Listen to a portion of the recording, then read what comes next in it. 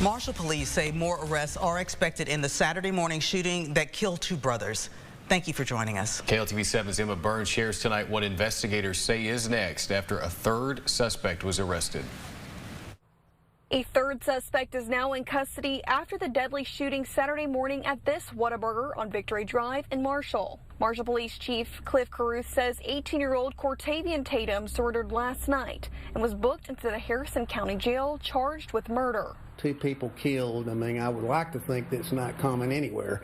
It's certainly not common here, and we're not going to tolerate it. You know, our message to people that are involved in this type of activity, that we're going to pursue you, we're going to put you in jail, and we will not tolerate this. And we will charge you with the highest charge, and we will pursue that. And my goal would be to lock them up and them not be able to hurt anyone else. 2 other suspects were previously arrested.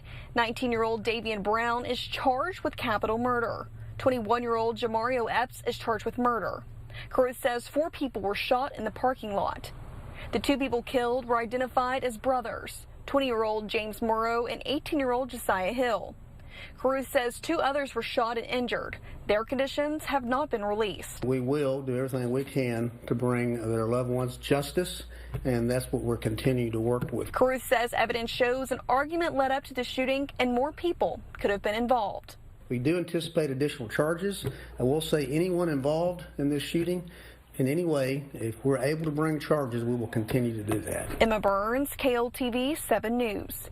The men charged are being held at the Harrison County Jail with bonds set at $2 million apiece. Now, one of the victims, James Morrow, graduated from Carthage High School last year, helping the Bulldogs win 2 state championships. He was most recently playing for Trinity Valley College. On East Texas Tonight, our Michael Coleman talked to James's coach about his life and the impact he left behind.